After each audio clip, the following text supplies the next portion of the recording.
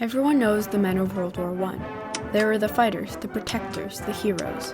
But not many talk about the women. And even less so, these women. In France, when the United States military was struggling to coordinate activities, these women resolutely entered a new frontier in which they worked on the front lines of the most destructive war to date. All while enduring the prejudices of their male counterparts and the public. They participated in some of the most significant events of the war, including the Meuse-Argonne Offensive and the Treaty of Versailles. Yet, even after they crossed frontiers in telecommunications and pioneered women's roles in the military, they weren't acknowledged as soldiers until 60 years after their service. These women were the hello girls of World War I. The Yanks are coming, the drum coming everywhere. When the United States entered World War I in April 1917, they sent General John Pershing and the American Expeditionary Force to aid the Allies in the war effort in France. But when they arrived, they encountered a major issue with communications in the Allied army. At the time, most countries used telegraphs, signal lamps, and radios to communicate, but they were very inefficient, as all of them utilized Morse code communication and lacked the important nuances of human-to-human interaction. The telephone, however, had a clear edge, as it was lightweight, not electricity-dependent, private, quick, and the only system at the time that could connect voices. It was a revolutionary invention that broke through a new frontier in communications. All a caller had to do was pick up the phone, tell the switchboard operator their number or name, and they could get in touch with anyone. The operator, on the other hand, had a more complex job. They got calls from a central exchange wire and had to patch them into the recipient's socket on the switchboard. Surprisingly, this was one of the few predominantly female occupations. People found that women were more polite and efficient than men when operating switchboards. The United States were famous for their advanced telephone technology too. However, in France, after years of constant warfare, the telephone lines were in rough shape. Many American soldiers had trouble communicating with the local French switchboard operators due to the language barrier. Yet the male English-speaking operators that were sent by the U.S. Army were even worse, as they were impatient and didn't have the right temperament to deal with rude callers. So, General Pershing sent a telegram to America, requesting for young, bilingual women telephone operators to be sent to France.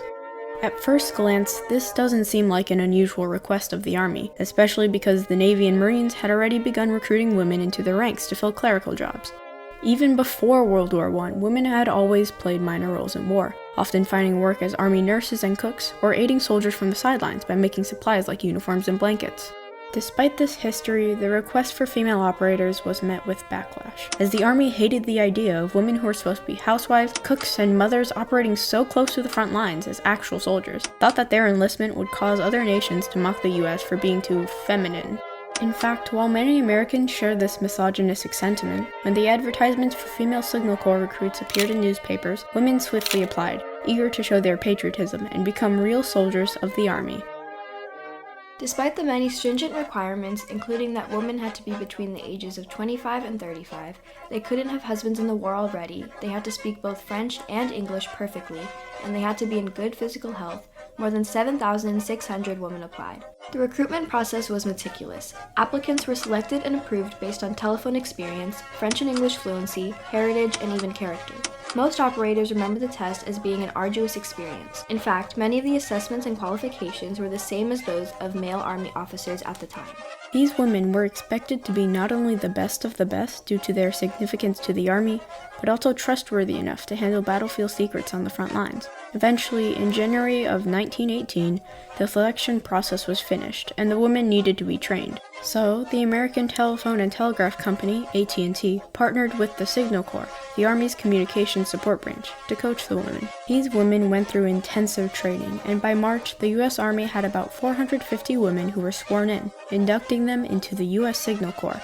They were ready to be shipped abroad at a moment's notice. Over the remainder of the war, 223 women would be sent to France in 6 different regiments. There, they would work at headquarters in Chaumont or at an alternative location. Arriving in France, these women were plunged into the midst of a war and the unfamiliar frontier of the front lines. Although they had prepared vigorously, nothing could truly prepare them for what lay ahead. Life on the front was far from uneventful for the women, as they endured the same air raids and other dangers as the men. Unsurprisingly, the women were initially not taken seriously by most of the troops already there. Even though they wore uniforms, had the same rank as a cadet, and were subject to army regulations and frequent interrogations, they were obviously not respected. But the women refused to let this hinder their performance.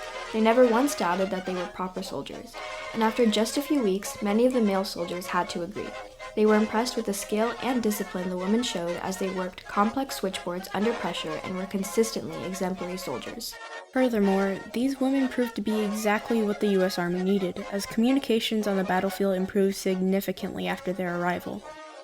The average doughboy 60 seconds to connect a phone call, and it took the average hello girl 10 seconds. Not only that, but the U.S. soldiers felt more at ease with the English-speaking operators than with the French ones. These women became essential. They were soon integrated into the regular army routine. So, when General Pershing decided to move one of the AEF's field armies, the 1st Army, to Ligny and Beauvoir to lead the first American-led attack, some hello girls were bound to come along. General Pershing's plan was to attack the Saint-Mihiel salient on the banks of the Meuse River on September 12, 1918. Since only 6 female operators were brought to the Saint-Mihiel offensive, they worked constantly, through injury and sleep deprivation. After the Battle of Saint-Mihiel, the 1st Army quickly moved to Souilly to prepare for the upcoming Meuse-Argonne offensive. Although being part of an offensive was a new frontier for these hello girls, they were instrumental in both battles, communicating artillery firing orders and troop movement. Luckily, 7 more hello girls joined the women in Souilly. Surprisingly, French-American communications suffered no decline during this time despite the switchboards being incredibly understaffed. Calls were still being diligently handled even through the danger the women were in. In their own way, these women helped secure the victories of these battles. Finally, after 4 years of war, on November 11, 1918, the armistice went into effect, putting an end to the fighting. The hello girls had finally finished their duty on the front lines, but their time in service wasn't over yet. Some hello girls were instead transferred to Paris, where they would connect calls for the signing of the Treaty of Versailles. Even after the treaty, many of the women still stayed in France because the U.S. needed communications to get all of their troops back. The last of the hello girls left in 1920. They came back as victorious soldiers who proudly served their country, even if it was through unconventional methods. But the hello girls' greatest battle had yet to come. Little did the women know the U.S. Army arbitrarily refused to acknowledge the women as soldiers. They were supposedly employed in the Army, not enlisted. So, when the women applied for veteran benefits and honorable discharges, they were denied. According to the Army and War Department, they have been civilian contractors, not soldiers. Even though none of the women signed any contracts and they all had written proof of the oaths they took to enlist, they were still rejected. The hello girls and their supporters fought for their rights for almost 60 years, petitioning senator after senator, introducing bill after bill, but to no avail. One hello girl, Merle Egan Anderson, made it her mission to change the War Department's mind. She enlisted the help of a lawyer, Mark Ho, and together they sued. Their evidence convinced judges, and the hello girls were acknowledged with the GI Bill Improvement Act of 1977. While other women in the military, like the women Air Force pilots, received their recognition, the hello girls struggled to earn the same respect.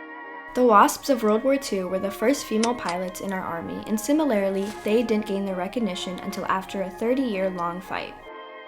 For the hello girls, it took 60 years, 24 failed bills, and countless ignored petitions before they finally got their recognition as soldiers of World War I. 2 years later, the remaining hello girls received honorable discharges, but 60 years later was 60 years too late. There were only 33 surviving hello girls in 1979. Society had finally progressed to the point where the Army could admit they made a mistake in not recognizing the validity of the hello girls' claim and their contribution to the war effort. Had it been a different time, the hello girls would have cemented their place in history as pioneers who crossed frontiers in communication and women's roles in both the military and society. These women took advantage of the unique opportunity grudgingly presented to them, proving to at least some that women had value beyond what society dictated for them. The women who were in the Army crossed the ocean, which was one of the most dangerous things you could do in World War I with all the German submarines. And also, some of them served right close to the action, I mean, as close as the generals themselves ever got. And so the Army, which had exposed women to so much greater harm, and who did die, refused to acknowledge them. And I think all we can say is that prejudice against women was very old and very deep, and we should all be very, very grateful that times have changed as much as they have, and treasure that progress.